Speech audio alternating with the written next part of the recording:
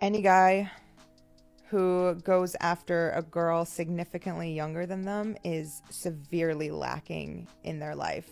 And I mean that confidence wise. I mean, like, they are falling short in so many places that is the only place they can turn to feel like they have something on the scale of power. And ultimately it's predatory. There's just no way to because you're manipulating someone who is not aware of what they're giving you, and it's unfair.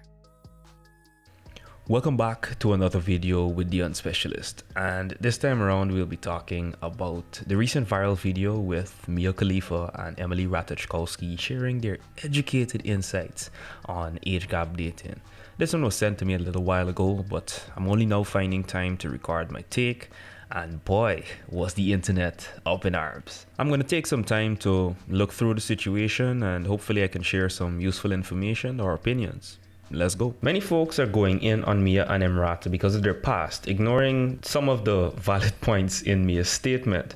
The main problem with what Mia said, however, is her lazy logic, which probably comes from her past experience, which she actually shared on her Twitter in a thread with popular content creator Paige Kennedy. So first, Paige asks a pretty reasonable question, which is, can you provide more delineation of this age disparity thing, please? Is 60-year-old man and 40-year-old woman predatory? To which Mia responded, I feel like it's fair to say when they only have the logic and decision-making capabilities of a child is when it's considered predatory. And to that response, she attached a commonly cited study explaining the difference in brain development. The segment she shared was about the prefrontal cortex, and it basically supports the point that the prefrontal cortex is not fully developed in teens and adolescents, and it doesn't fully develop until early to mid-20s, being responsible for reasoning, planning, judgment, and impulse control.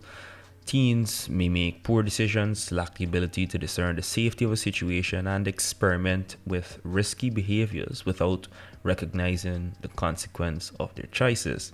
So naturally, that would support the point that if the brain isn't fully developed, then it's safe to say that an older adult is taking advantage of a young adult in those types of situations. The primary comparison is that teens without a fully developed prefrontal cortex will rely more on their amygdala, which is the part of the brain dealing with emotions, and adults will rely more on their fully developed prefrontal cortex, which leads to balanced thinking and behavior. So upon examination, you can say that this is a reasonable point with some scientific basis. However, many who make the point often liken young adults' decision making to childlike decision making, which is an exaggeration of the gap in ability and an underestimation of the decision making capabilities of young adults. I could go deeper, but I'll address that after I finish this exchange between Mia and Paige. After Mia shared that information, Paige asked a very straightforward question. Did you feel like when you decided to go into your profession, you had the brain capacity to make adult decisions and stand on them?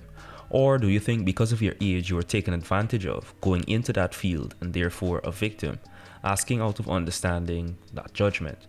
And I think that's a fair, straightforward question. Based on the information that Mia shared, clearly she believes that young adults are not developed enough to make certain decisions. So did she believe that she had the decision-making capacity to do everything that she did, or was she a victim? And ideally, you should get a yes or no answer for a question like this, but let's see her response. Mia responded by saying, I think marrying a guy 8 years older than me who was addicted to porn 4 days after my 18th birthday skewed a lot of my decision making, my relationship with sex, and the ways I became conditioned to seeking validation. So instead of sharing whether or not she thought her brain capacity was enough, she decided to share a list of reasons or things that may have clouded her judgment, which could all be valid. However, I think it's safe to say that the response was a deflection and she pretty much avoided taking accountability for what was a legally adult decision and one she clearly relished at the time.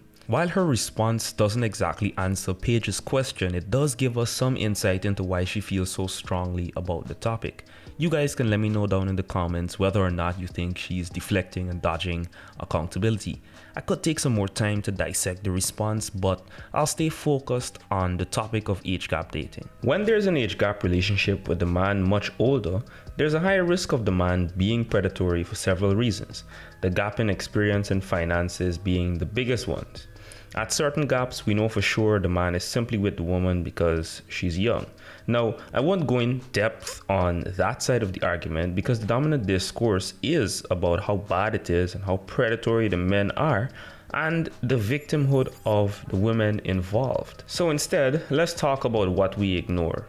First, once both parties are adults, everything is legal. While the argument for the brain still developing is valid, society treats the person as an adult everywhere else. In fact, young people, myself included, make it clear that they want more agency and more freedom to make their own choices and do what they want.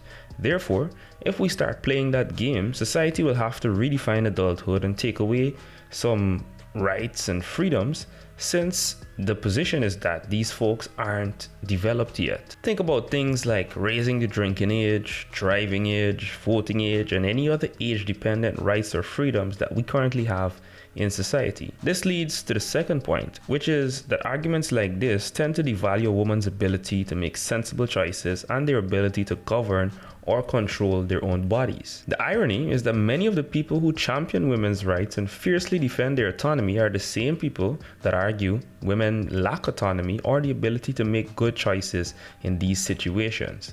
This amounts to doublespeak and the diminishing of a woman's value by assuming a woman dating an older man is naive or foolish.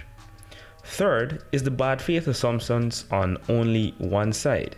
Like I said before, we always assume that the man is creepy, evil, or even predatory, when the reality could be much, much different. These assumptions rather are unreasonable. A healthy amount of suspicion is fair. However, those suspicions should exist on both sides. The woman could just as easily be a gold digger taking advantage of the older man, sometimes to the detriment of other family members who see her come in and potentially scoop his wealth. Big gaps also tend to skew the transactionality of the relationship.